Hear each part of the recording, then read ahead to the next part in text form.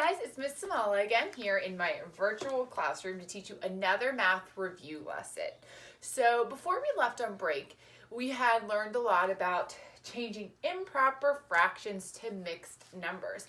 So that's what I'm going to go over today. If you have a piece of paper and a pencil that you can get out to write with, please do that, or anything that you can write with. Please do that so you can follow along with me and take notes just like you would in class. Okay, so changing improper fractions to mixed numbers. Remember, an improper fraction is when the top number, the numerator, is bigger than the denominator, the bottom number. And we're going to change an improper fraction to a mixed number.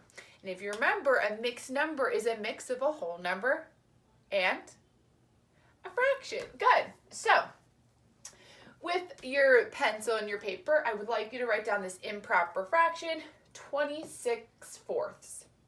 And you should be realizing, like I said, the top number, our numerator, is larger than our denominator, our bottom number.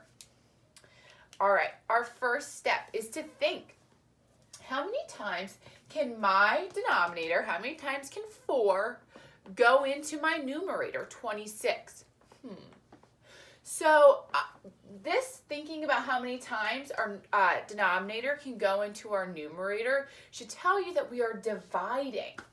So we are going to divide 26 divided by 4 right here. So I want you to write that down. 26 divided by 4. Our numerator divided by our denominator. All right. So now we're going to set up our division shelf just like we did when we were in the division unit. If you remember, this has a lot of steps, so make sure you're following along. So right here I have my division shelf, so I'm going to trace it for you so you can see it. Our division shelf. And I'm going to write my denominator 4 on the outside of my shelf, and 26, my numerator's going in the inside of my shelf. So now you're going to divide like you normally would. So can 4 go into 2? Nope. So you're going to put a 0. And now you're going to look at 26. Can 4 go into 26? Yeah. It can go in 6 times. Good. And then 6 times 4 is 24, and you subtract. So I'm going to write 24, and I'm going to subtract it. And then you get an answer of 2. Can 4 go into 2? No, so this would normally be our remainder.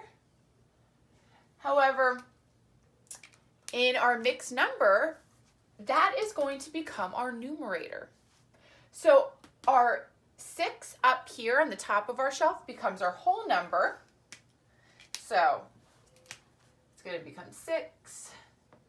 This remainder, the 2, is going to be your numerator. And then your denominator right here stays the same. So the mixed number for 26/4 is 6 2/4. So see my notes so you can get a clear picture.